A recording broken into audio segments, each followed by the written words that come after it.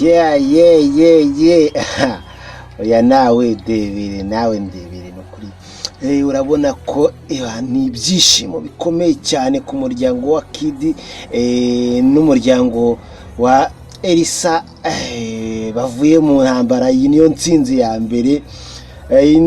ya mbere, ya nambere ibayeho mu gihugu cy'u Rwanda, aho umuntu abarwana n'ibikomerezwa bitoroshye ariko bikarangira n'ubundi bikarangira nk'uko ari mariage muri Kid amaze kuva muri gereza yahise akora mariage civile.